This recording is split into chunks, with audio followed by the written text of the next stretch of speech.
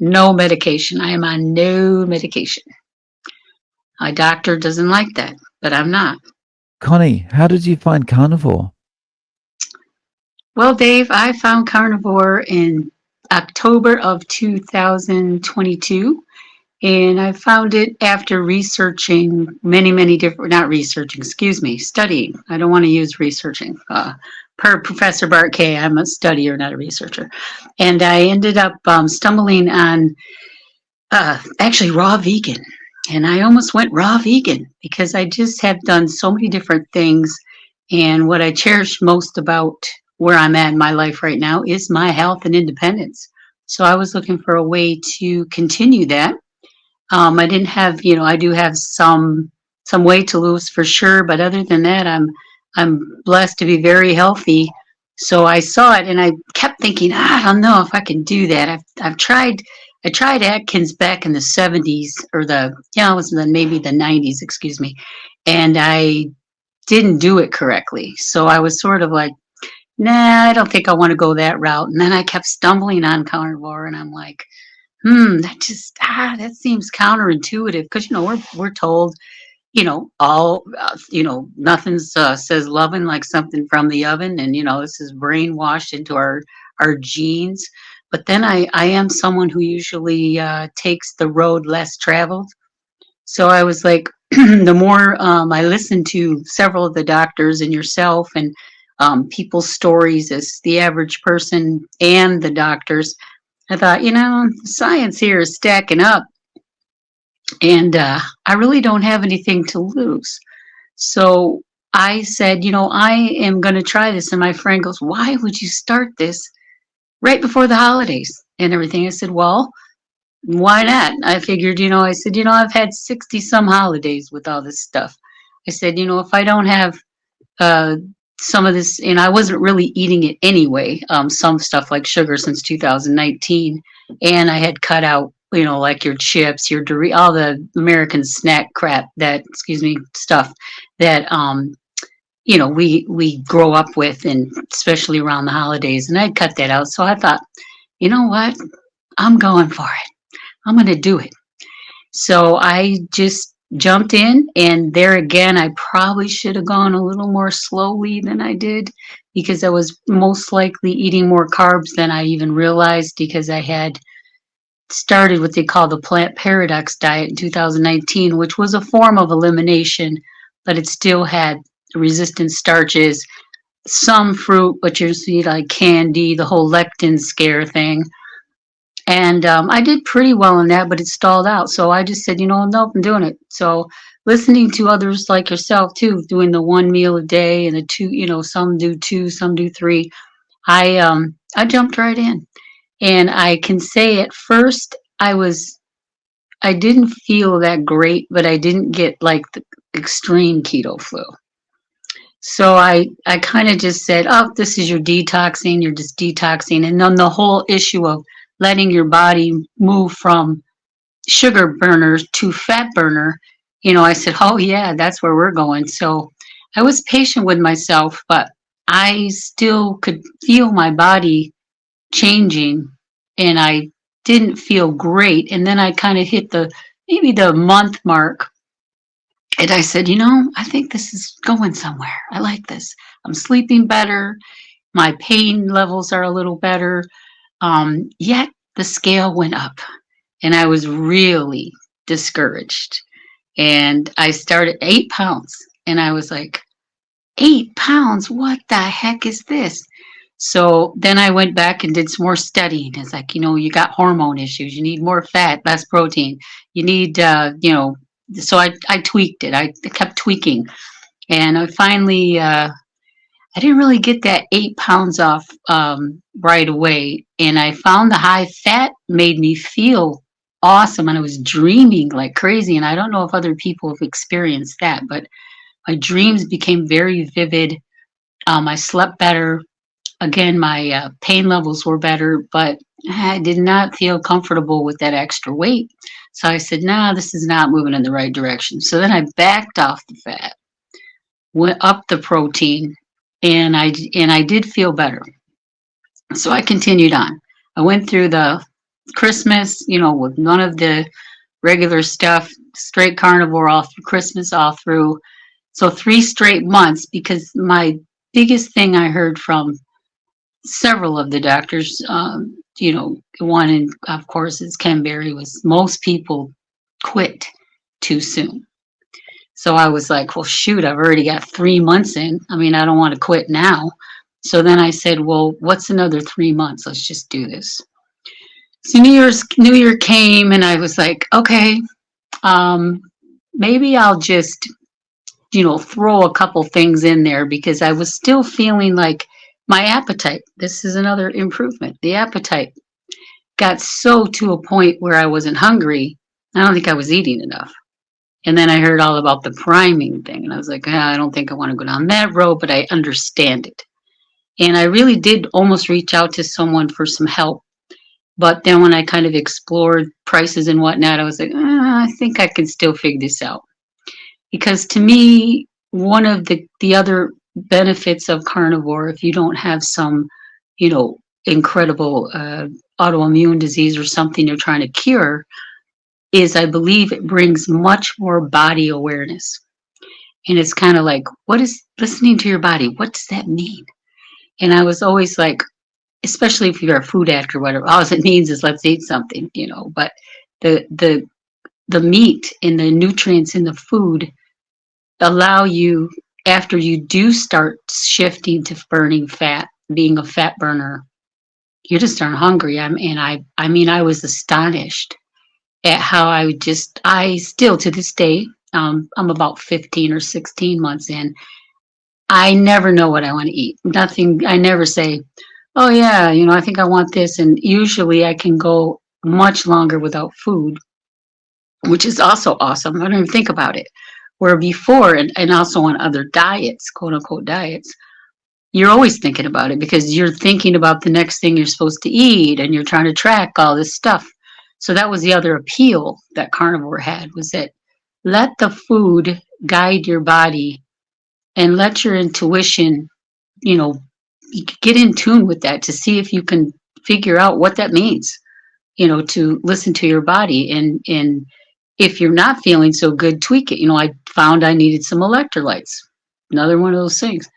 And the other benefit that I found over this past 15 months was, no, I went down a clothing size, but the scale did not move, which is kind of typical for me in the past, because I've lifted weights and such. So I thought, you know what? I'm good with that. I'm good with being a clothing size less. And I still hadn't gone for my yearly physical, which is something that was on the horizon, that I was like, okay, this was another reason I kept going, because they said, if you haven't dropped, 50 pounds or 40 pounds or whatever it is you want to drop, you still don't know what this has been doing behind the scenes. And, the people around you, I've had pretty supportive people, but I do think some of them think I was a little bit off trying this, because, we're just so counterintuitive. You're just going to eat meat. Isn't that boring? And it's like, well, another benefit is, once you're in the zone, if you will, you just don't need as much food. You don't crave the food. So it's just a whole different um, experience. And therefore you become, I don't like to say, like other things like cheat days. I don't like to call it a cheat day. I don't like to say I'm not in control of some kind of food. In the past, it was all about that, food addiction. Well, I can't control this. I like to say, no, who's in control? Me, not the food. So carnivore helps you definitely do that more, because you just aren't hungry and you don't think about it. So maybe I got sidetracked somewhere. Sorry. I just continued on, but what I was going to say, the other thing is stamina. Uh, as you go along, your stamina can increase, so that if you are someone who, in my case, need to move more, definitely had some mobility issues from my sedentary computer job.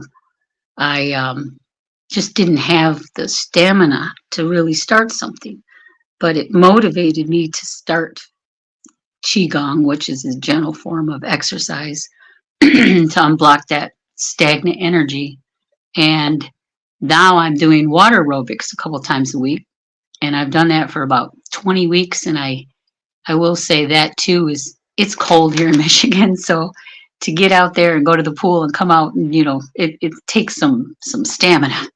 So I really feel that carnivore has given me that initiative and stamina to be able to face that next level of activity. And I don't think you get that, especially not from anything else I've tried. And I am one of those people. I have tried it all. And I'm talking about anything short of bariatric because luckily for me, I'm one of those rare people. And I did hear one doctor, I think his name is Lundstrom. He said that there can be obese, medical, medically I'm trying to say biological healthy people. And I kept thinking, I've never had high blood pressure. I'm not diabetic. I don't have the comorbidities. So back when the bariatric craze was going, I didn't qualify for my insurance, which now I'm thinking, thank God I didn't. Not that I think there's anything wrong with that for some cases, of course, but just to lose a certain amount of weight, carnivore or another approach is to me in the long run much more sensible and perhaps sustainable than surgery with its risks and all. So I also was kind of just really trying to preserve my, going forward independence. I know a lot of young people can eat a lot of especially the American standard American diet without consequence, but as you start to get older, as I discovered, you feel the consequence.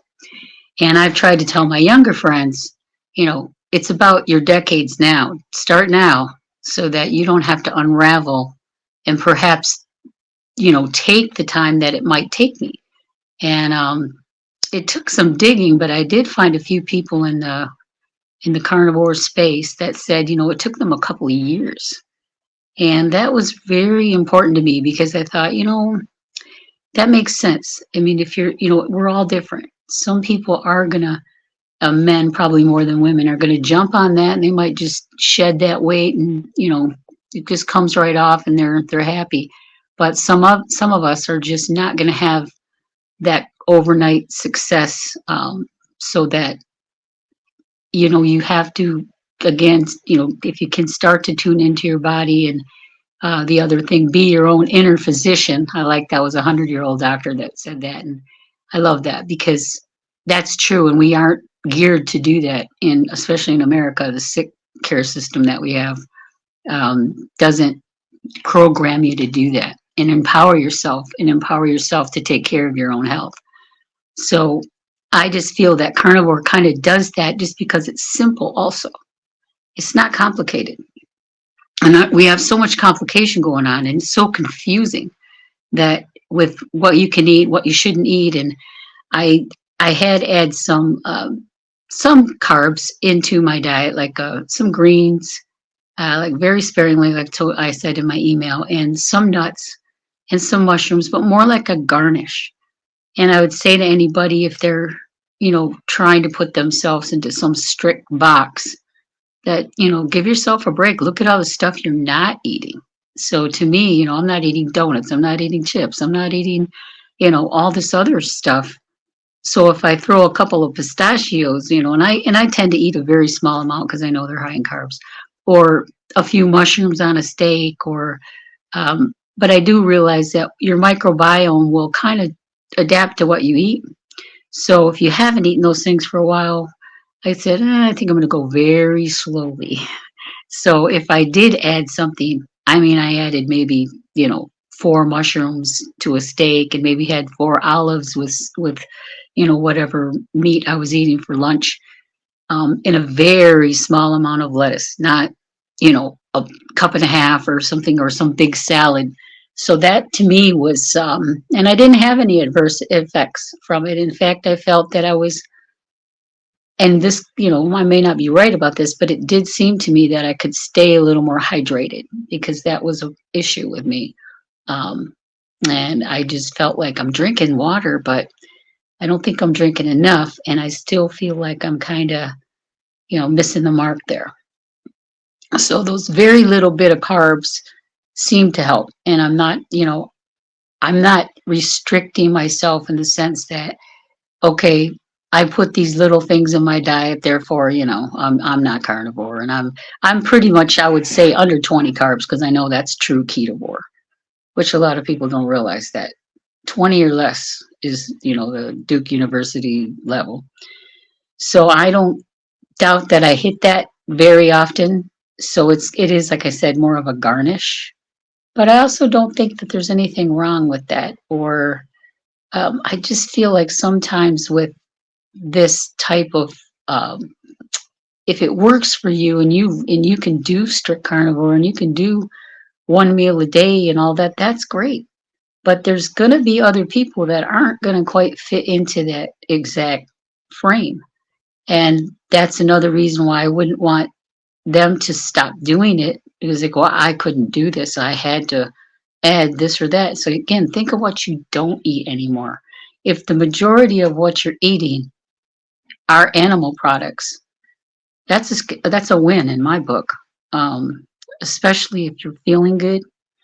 And so I didn't, and I also have seen people prattle. I don't want to prattle on and on. That I ended up going to my physical, which was really interesting. And before he even knew my blood results or anything, he offered one of those popular weight loss drugs. And I already kind of knew the side effects.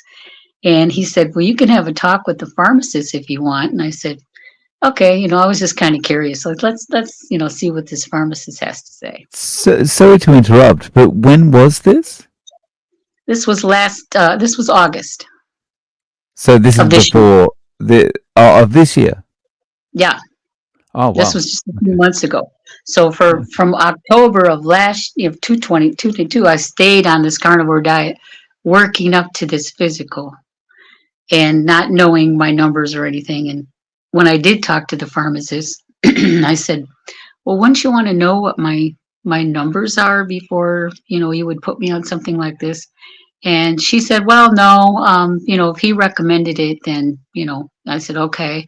And I said, well, isn't insulin like one of the most important hormones that affect weight loss as well as, and I threw out some other ones. And she goes, no, insulin's a protein. And I kind of was startled by that because I thought, I don't think she's right. I think insulin is a hormone. So this is the University of Michigan doc, I hate to say it, pharmacist, telling me this and telling me there were no major side effects to this drug also. So I get done with this conversation and I look it all up and I'm thinking, oh my word, here's you lose up to 40% muscle. I'm like, yeah, that's good for me at 63. I'll go down that road. Um, and then I got my numbers back and my LDL was 160 and I think last year it was 150. My triglycerides, like I said in my email, dropped 34 points. My HDL went up 12 points, and my sugars went down 6 points. So I wasn't pre diabetic or anything. And yet they were going to put me on this drug. And I just thought, or, if I, because, to lose weight, because losing weight, that's everything. Especially in America, you got to look, you got to do the celebrity thing and all that. And it's sad because it's really should be more about health, not weight. I mean, we all want to be hot, but at some point you're like, hey, listen, I want to be alive. I want to be healthy. If you look good, that's awesome. But I did not have him say, the nurse too, when she called to discuss my numbers, did not say one thing about the improvements. She said, he was wondering if you were open to going on a statin because your LDL is 160. And I just was, Unbelievable. yeah, I was like, well, what about my, and I said to her, the triglycerides. And then she didn't say a word. She goes, well, he was just, if you're not interested in that, oh, I'll let him know. And I said, no, I'm not interested. and my insurance would not pay for this drug. So they're going, well, it'd be like $1,200 a month. And I was like, yeah, I'm good. I'm good. I will pass on that. And I just thought of all the people. So sorry to interrupt again, but it's just No. I'm just shaking my head. It's like we've got this drug for you that has nothing but bad and negative consequences, and you can get all of those negative consequences for the low fee of $1,200 a month. Yeah. It's, And that's where I say the obsession. I mean, we all know that youth and weight loss, those are the snake oils of our time. You know, whatever way you can look younger, whatever way you can be skinny, it doesn't matter how you get there. And that's the scary part to me about these drugs is that there are a lot of people that are actually they're being used as lab rats because they don't really know the higher dose one that they wanted to put me on. They haven't had any long term use at that level of dosage. So I'm like, oh yeah, okay, but they do know that you lose a lot of muscle. And then I also asked her, well, won't I have to be on this for the rest of my life if I start this? She's like, well, no. Once you get to where you need to be, you'd probably be, weaned off it. And I look up that it slows the food actually slows down the digestion process. That is insane to me. So people who think carnivore is extreme, I don't get it. You don't think that's extreme? You don't think, take shooting yourself. Wow, put a needle in. Yeah, let's do that every day. So that just really astonished me. And of course, I will be finding a new doctor because the guy doesn't care about my health. He doesn't. He wouldn't tell someone my age without looking at my numbers to go on this drug and lose 40% muscle. And when I told him I had changed my diet drastically, he never asked me one question. He didn't say, well, what did you do? How did you do it? And again, the other numbers didn't matter, only the HDL of 160. So it so was a telling you, appointment. you know the thing with the doctor is that there's that saying like a little bit of knowledge is a dangerous thing. But, kind of on the other side of that, a little bit of knowledge is an eye-opening thing because a little bit of knowledge makes you understand that, for example, the doctor really doesn't care. It's just about getting the patients through or recommending whatever drug is the go-to drug at the moment or whatever it happens to be, right? Right. And the same with the pain. I mentioned something about pain management, and I do not take anything. I'm on no medications right now, which is another thing they don't applaud you for here in the States. They look at you like you are some kind of nut job that, you're a hippie or something. I don't know. And I feel like, okay, I get no accolades for that. And yet he's sitting there, trying to not really hearing anything I say. So was trying to find out, okay, if I do, my pain level goes up, I will take an Advil. I'll take one. And I used to take 9 gabapentin a day and 2 meloxicam just to get through the day. That was probably back in 2018, excuse me. And I got off that stuff with the beginning of the elimination type of diet. But again, there's times when you have arthritis. When I had, from injury, most of my arthritis came from in different areas of my body. And no, there was, he says, well, I'm not the pain guy. I can send you to a pain guy. And I said, oh, okay. And then I did, a few years back, go down that road where they want to put the needles, the big needles in there, and you got to have a driver and all this. And that medication can cause blindness. So it's like, oh, all right. I think I'll find another avenue. So to me, I really try to. I want to be the person that my family and friends say, look at she's done. She is 63. She's not on any medication. She's moving as well as she can. She is independent, but she hasn't done it with the conventional methods. Um, And my brother has listened to me, and I have to be careful because he is on a lot of medications, unfortunately, and some for 35 years that they're now trying to wean him off from. But he has picked up on some of this and slowly, taken some carbs out of his diet. And he's lost 40 pounds, and he's still a type 2 diabetic, but his numbers are changing dramatically. So again, anyone who might be on the fence and think this is crazy, they really got to look at what the other side is telling you is sane. Because if you look at the side effects of most of these drugs, if there's a way to do it in another way, especially through diet, I don't know why meat is more scary than Ozempic. I just don't get that. Or pick your drug. Um, Right. but it's I mean, conditioning. the thing with Ozempic is like my understanding is they don't even know what it is that's actually, what's making it work. They don't know 100% what's making it work. And like, so, but meat is still scarier than that. It's crazy.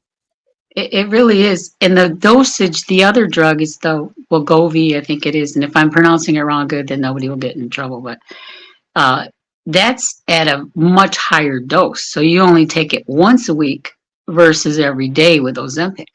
But that's the one that they don't know. They have no idea um, what that dose will actually do long term with someone. And, I hate to say this, but I'd rather be a little fat than poke myself with this stuff for the rest of my life. Just saying. Maybe I'm in the minority there, but uh it's just that's another thing. Fat, even if you're not extremely fat, it's just such a big no. That's what's going to kill you no matter what. And there's if you also try to Google any obese people that lived a long time, it's kind of hard to find. It's not because there isn't any, because it was Sean Baker who actually, Dr. Sean Baker, brought up, oh gosh, the politician, Henry Kissinger. He's 100, and he's a very large man. And I just think that some of that um, is just sort of a not that I think fat is, obviously certainly a certain amount of fat's not healthy, but for some people, my aunt's 95, and she said, I've always been kind of fat. And I just don't want to have that fear of, oh my God, I can't lose all this weight. Therefore, you know, that's what's going to kill me. That's part of our mentality as well. And I don't always, I figure, hey, if they're wrong about so many other things, maybe it's just not that cut and dry for every single person who's carrying some weight. This is I a really good point. Um, Dr. Robert Lustig has talked a lot about yes, this as well. Is Yeah, there's effectively there's two different ways of getting fat, and one of those ways is kind of the standard way that we get fat, which is eating all the donuts and all that kind of stuff, which has things associated with it, like non-alcoholic fatty liver disease and stuff like that. And of course, that's not good for you. But then no, there's other cultures that don't get fat, that do get fat, but don't do it in the way we do, that live perfectly healthily. yeah, and it's that the brown fat versus Mm. the yeah, and I have listened to him, and he was the one who first when I first heard that because it kind of was challenging. Like I would say to myself, you're healthy, yes, you got some weight, but you are healthy, so stop, putting that idea in your head that because you're still have carrying some excess weight that you're not healthy. So the numbers kind of bared that out for me, which I thought too was interesting. It's like, do I want to get rid of the fat? Absolutely. I really believe it's a muscle exchange and will be for me because I did lift in the past for back issues and I believe in that.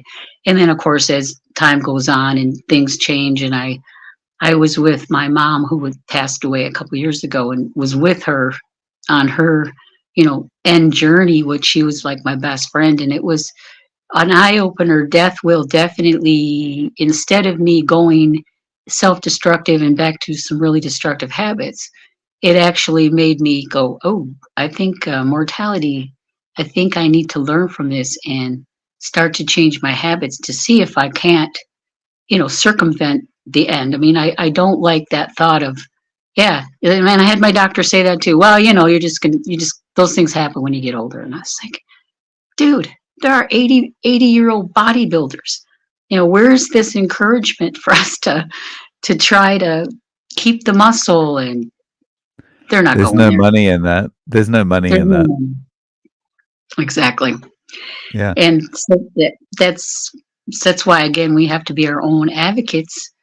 And truly, I don't know that I'm going to find another doctor who's really going to, be that much outside the box. Um, so I'm just sort of like, well, I'm going to keep studying and listening to people like yourself and I just think that's a miracle that so many great people. I mean, it takes a lot of time for you to do this and for people to come on and share in these doctors and whatnot, as well. And of all the bad things people say about the internet, there are just amazing, amazing people. And they have truly helped me tremendously. So that was another reason I thought. I was kind of scared, Dave. I got to tell you, I was kind of nervous. But I thought, I would still love to talk to you because I do think you were one of the refreshing um, newcomers at the time when I was listening to everybody, uh, because of the way you handled in your humor and whatnot. And I just that's what got me to keep listening. And I just really enjoyed it, and will hope, and I'm sure you have um, brought a lot more people along. And for me, I just want to really appeal to the people that didn't get some of these tremendous results like someone. I think it's coming. Sometimes it's going to be slow, and I can still say that there's many other things I may not have mentioned. I mean, dental health definitely better, mood definitely better. Again, the stamina, energy, focus. All of those things have improved, and freedom of food worries. And my friend's a foodie, so she's kind of been like, gee, you don't get excited about this anymore. I'm like, well, I get excited about it, but let's have steak and we'll call it good. But yeah, I'm not thinking ever about like a cake or something like that. To me now, I look at that and think, man, that's got to go through my whole system, and it just is. It looks a lot less appealing to me, truly. And noodles are another thing. I didn't think I could live without a noodle. Those were my uh, udon. I don't care what kind of noodle it was. And I have successfully lived without them. And I now kind of think, I don't know that I haven't had any noodles for probably, I'd say about 2 years. If I were to, I wouldn't. I would not beat myself up. I mean, that to me is another thing. You cheated. You fell off the wagon. It's like, come on, look at all the days I ate. The way so many people would aspire to eat, and they will be able to. It's like it's not like a calorie restricted diet or Weight Watchers, where they think all calories are equal and you're starving and you feel bad because you ate all your calories and they were chocolate cake that day. This whole good food, bad food, cheat, that stuff is all not mentally going to empower you to feel in control. And I think you that's part of the whole thing too of our society and whatnot is empowerment. They don't want you to be empowered, but you can be. And especially when it comes to, if you're still lucky enough to be able to say what we can and eat what we want, we still have that freedom, then it's a great thing to try to exercise because nobody can take that away from you. Mm. So The someone said once, and I love this. Is the strongest act of defiance is to take control of your health. that is so true. And it just trickles down. I mean, it's just like the whole aging. There was one gentleman who started feeding carnivore to his um, seniors in their nursing homes, and they were having amazing outcomes. So I just think it's going to be a matter of time, and I hate to say it, but if they figure out a way to make money off it, it'll be in vogue. I I know that it's following the money is usually the whole thing, and I just wish everyone on the vegan and vegetarian, or anyone who's, well, vegans more because it's more of their mindset, would realize that something is going to have to die if you eat vegetables too. I mean, that's just life. Their foods are not without death, as they seem to think so. I had a box of lettuce that said on there, and I see far away great, close not so much. And I had my glasses on. It said 40% less pesticides, and I was like, oh, okay. Where's the other 60%? I get 60% in my salad instead of 40. Awesome. And it's to me sometimes with the veggies. I know there's oxalates and lectins and all the demons, and they may affect some people greatly. I believe that, but I think there's a lot of people that possibly aren't as affected by it. But what has this been sprayed with? And especially in Michigan, where I'm at, we can't get fresh produce this time of year. So I picked something the other day. It was from Peru, and we're getting our produce fresh only a very short window of time. So depending on where you live, I think that's really something that you have to look at too. It's like you may be eating all these vegetables you think are healthy, but somebody had to spray them with something in order to make the money they needed to make. Even organic, I mean, we all don't really know what that story is. So Yeah. And it also the fact that you can't get them in, for example, Michigan now. It also puts to rest that lie about how it's cows that are destroying the environment and stuff. I mean, if we want to eat the avocados all year round, or we want to eat the pineapples all year round, I mean, someone's got to fly that to us, and right, and there's some emissions coming out of those planes, if I'm not mistaken. And you're absolutely right. Or whether it's trains or whatever method it is that it's going to get here. Uh, yeah, and obviously, if you think of all the other places in the world where Canada and the whole upper half of the United States, and in even parts of the desert, they can't grow anything there either. So it's just not realistic to think that only the meat. And of course, I'm sure everyone that I have listened to in the carnivore space would not be object to more sustainable ways of doing things. Nobody's saying that.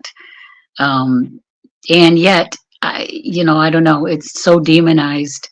And I'm fortunate, though. I'm in kind of a rural spot, and I have a local butcher. It's just a family guy, within 10 minutes of my house, and I have fresh eggs. Same thing. So those things are great. But when it comes to produce, so in a way, those of us in this climate, we're better off not eating the veg, half the year at any rate, because we can't really we can't get anything local. Yeah. So, one thing that I'd really like to touch on, Connie, is you've mentioned pain a couple of times, and you also talked about your back, and you were lifting for your back. What can you contrast what the difference might be between 2 years ago and pain and now? Sure. 2 years ago, I again was very empathetic to my mother's end, and my health was kind of going along with it. And I don't know if anybody can relate to that aspect of it. I think when you love someone and you see them decline, you can start to decline too, just kind of an empathetic thing. So my lifestyle had gotten less less active as well.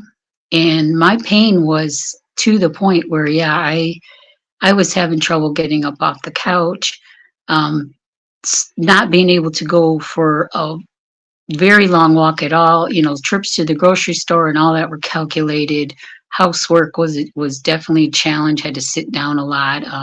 Just not even motivated to do a lot of it because of the pain. And then and I tried Tai Chi, actually injured myself doing that because, again, if you're going to try something and you're out of shape, you need to go slow and you need to be and do it correctly.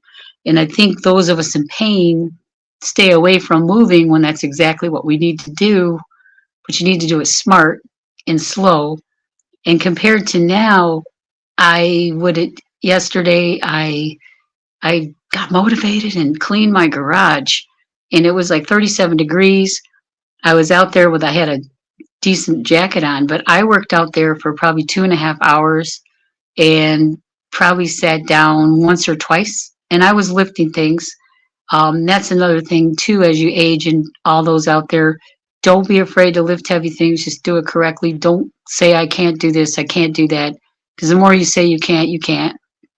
And I just feel night and day, but it's also the stamina, to have I do what they call a Wim Hof breathing method. That's something else I started in 2019. I can hold my breath for 3 minutes. I, the cold, I haven't done the cold and ice baths yet. I'm working my way up there. But anything with inflammation, that was the other carnivore thing, because inflammation will help the pain. So the inflammation, I had inflammation in my ears. I had like a vertigo thing. That's gone. After that, say that. My floaters are better. Um, and the pain, in my shoulder and different things, it's like when I go to the water aerobics, I wouldn't even attempted that.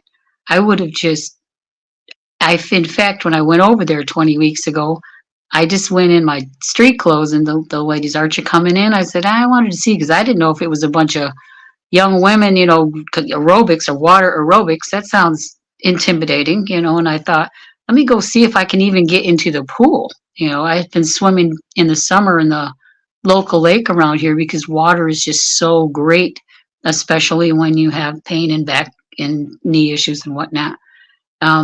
So I did, end up saying, you know what, I'm doing this. I don't care. And it has been life changing. So I would say, um, when you start to feel better mentally and physically, um, you have the wherewithal to definitely start to do things that you may not have done. So I will say my pain is not gone, but it has greatly improved because of the lack of inflammation. And that's no medication, right? No medication. I am on no medication. My doctor doesn't like that, but I'm not. And like I said, I, if I really He's feel like, got kids to send to private schools, and I hate to bash him because I also know that some of it comes from him hearing his patients say, I don't want to change my diet. Just give me that shot. I don't want to change anything, So they've kind of invented that too, where it's like they're not going to waste their time on people. The people drive some of that as well. They don't want to make the changes. They don't want to give up their donuts. They don't want to.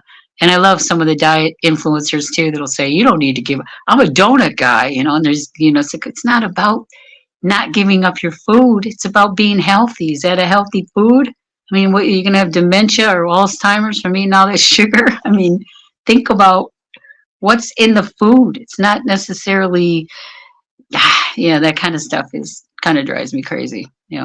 People still want to, quote unquote, eat their treats. They're not treats. They're killing you. Yeah. Yeah. And I take your point about the doctor as well. It's not entirely the doctor. It's definitely the patients. It's like, I don't want to do that. Just give me the pill, just give me the injection. And then it just Give me the becomes surgery.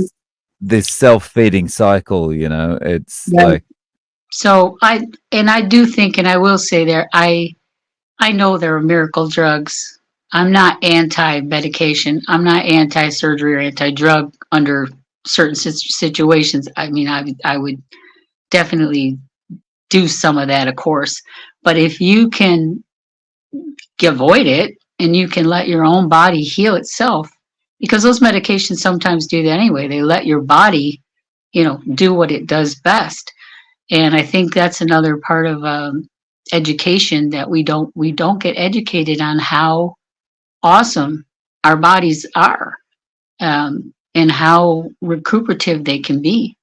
So we just go along with the okay, and we do have such wonderful medications and whatnot that people do get into the mindset. Well, if I have a problem, this is how I fix it. Just give me, just do the surgery. And they're not thinking that later your body's going to be the one that's going to step in and heal you back to you know whatever level of health. So I really don't want to come across that I'm anti-medication, but I'm proud that I would rather seek a different way if possible, because they all have such terrible side effects. Very Yeah. rarely, I haven't really heard any that don't. Yeah. Um, you know, and some of the things that have been around for thousands of years, you think, well, maybe there's a reason they've been around for thousands of years. Like, 'cause, things such as ginger, whatever, used in a certain way. So to me, I have tried, some natural supplements. Some were good, some were not. I do like moringa. I think that is awesome. And I do think that I know there's certain carnivore influencers that do plant supplements. Um, so you got to find what works for you. But I would say, just always with that in mind, that there's a consequence, to that quick weight loss. Like I would say, fast doesn't last. Is when it comes to like the injections and stuff. And how are you losing it? Are you losing muscle? What are you losing exactly? And that was also where Bart K and others, body composition. So that's where I said to myself, you have to think about that. It's going to take a while, and if you're down a clothing size, you know there'll be another clothing size, and it may not be as fast. And then even if you pull it out and say, okay, maybe I'm tired of this, what do I go back to exactly? I mean, I can't even imagine if I said to myself, tomorrow you can eat whatever you want. I would not even think of it eating like English muffins, or I just would be lost in a way, because I feel like I found what seems to make the most sense when they say, the proper human diet and all that. It does make a lot of sense. And if somebody can't follow that super strict line, then find your path, find what you can do. But I think it's easier than a lot of stuff. I think raw vegan would have been a lot of work. And I just don't, after I thought about, heard about digestion and also pesticides and whatever, I'm thinking, oh, I think I'm going to try carnivore instead. And I'm also not someone who didn't like my fruits and veg. I did a lot. But I also could see too, now that I'm thinking about where they come from, what they're sprayed with, they're not quite as appetizing as maybe as once you get away from it and your body starts to burn the fat you have on your body. You really don't crave it. I don't. And I think I've heard many others say that. Yeah. So, Connie, do you have a way to be contacted? Like, do you have an Instagram or a Facebook or a YouTube if people want to reach out to you? No, I don't at the moment. Um, I have, I'm a musician, I'm a singer, and so I was going to start some like singing affirmations, but I haven't done that yet, Dave. So I got to say, I really don't at this point. Connie, thank you so much for coming on and sharing your journey with us. I really appreciate it. Well, thank you for inviting me. I just think what you do is great, and if anybody gets anything from this, I'll feel good, because I have gotten so much from everyone.